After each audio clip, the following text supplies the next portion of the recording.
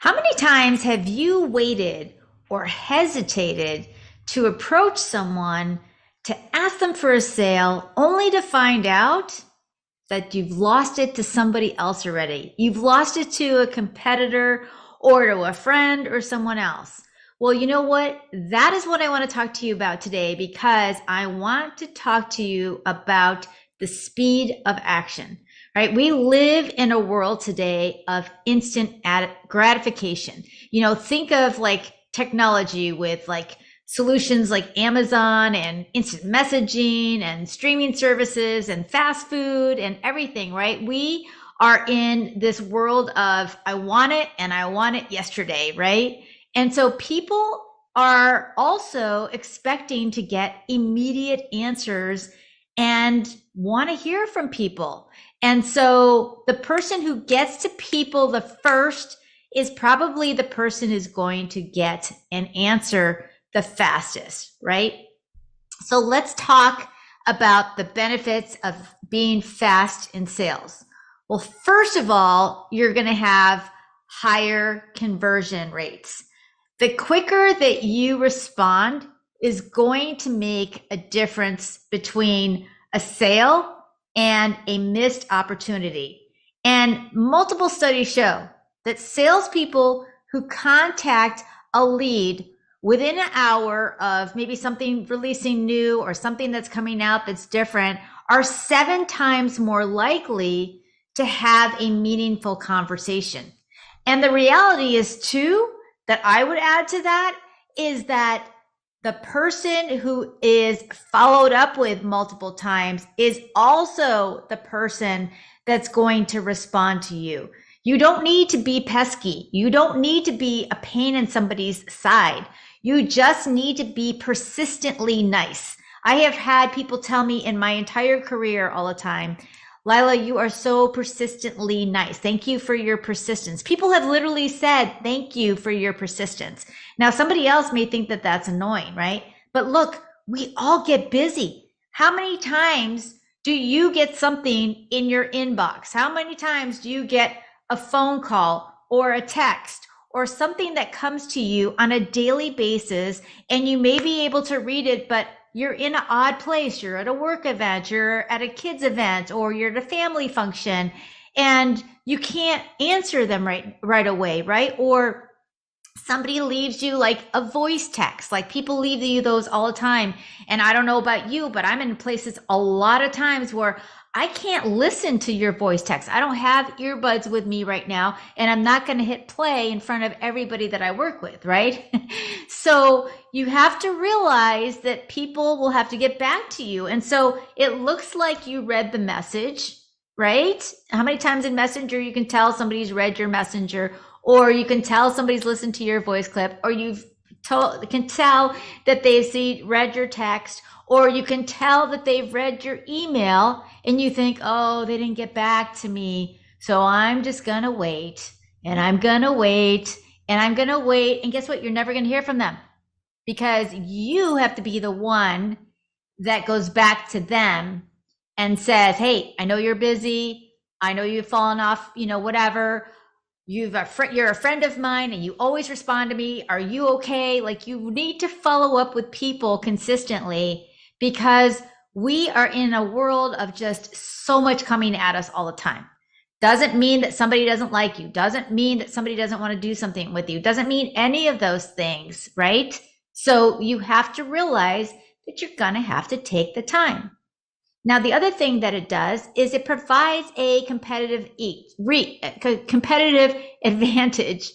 I was going to say reach, but it does a reach too, because when you're the first to reach your person, your follow-up is going to cut the edge out of the competition. Think about how many things that you've joined or you're done or you sold or you've been there and you reach out to that person and they go, oh, I already heard about that. Oh, somebody's already shared that with me. Oh, I already bought that. Oh, Kathy already came in and maybe it could be your competitor and I bought it from them, right? So the speed of which you do things is super important. Now, the other thing it does is it creates trust and reliability. When you're able to respond to somebody fast, It's going to build a stage of trust, and it's going to indicate how your future interactions are also going to happen with them. I can't tell you how many times, and I do this all the time. I tell people I have a 24 to 48 hour rule. When somebody asks me a question, I get back to them within 24 to 48 hours. Do I always have the answer? No, but I always get back to them. And even if I don't have the answer, I'm like, you know what? I'm so sorry.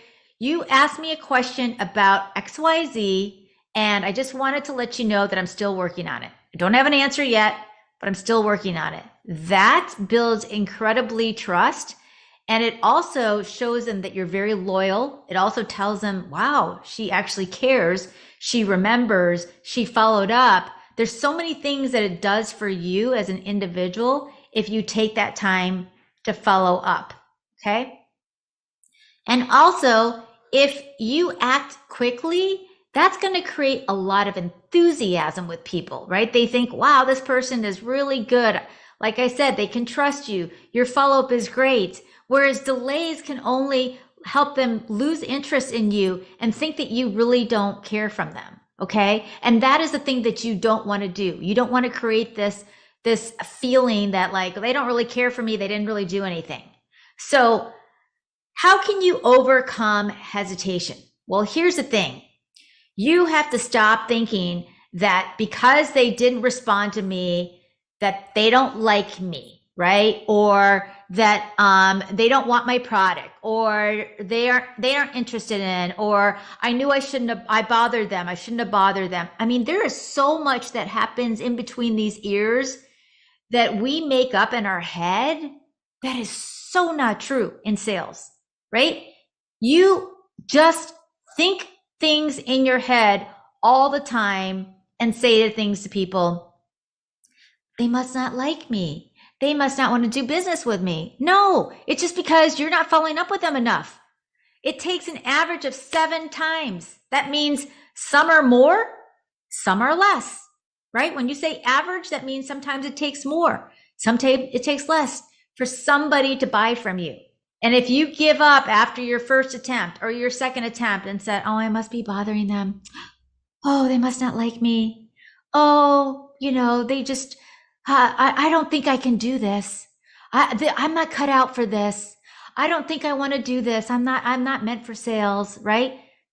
That's this, right? Instead of saying, flip it and say, you know what? Everybody's busy. I'm sure they're busy with family. They've got kids. They might have had something that happened in their family, whatever. I'm just going to keep asking them. You keep asking them until somebody says, no, stop. I don't want to buy it. I don't want to do it. And then you stop. And sometimes it's 7 times. Sometimes it's less. Sometimes it's more. Do you do it every single day? No, you don't be pesky. You just be persistent. There's a difference between being a pesky person that's always in your face versus somebody who's persistently nice following up with you, right? So be the person who constantly follows up with people, but you're not perceived as that yucky person.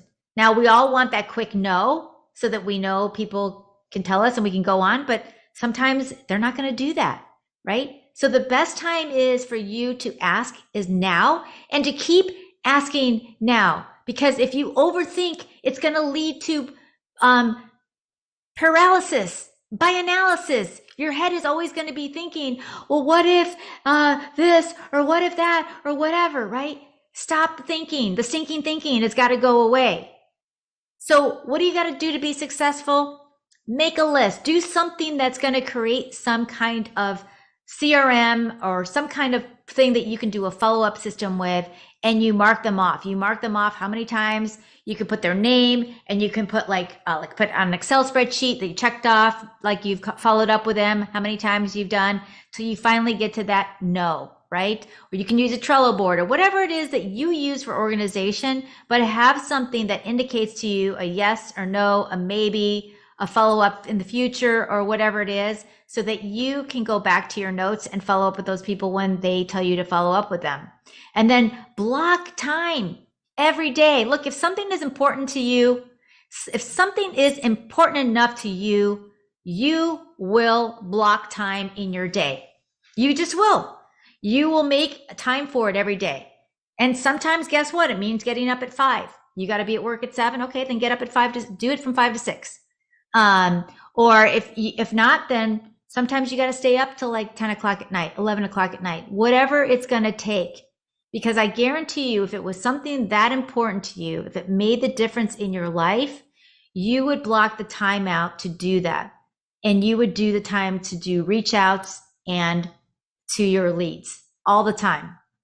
So anyway, I just want to be able to tell you that in order for you to be effective in sales, it is the speed of the action of the individual. You have to take at least 2 steps forwards in order for you to get the response time. In sales, it often is the difference between success and missed opportunities. And you don't want to wait. You want to act now. So what I tell you is go out there, stop waiting, stop thinking, stop overanalyzing, stop wondering what you can do, and go out there and crush your goals. So anyway, I hope this was very valuable for you. Share, like it, spread the word, invite people to the group, grab my free guide, and I will talk to you guys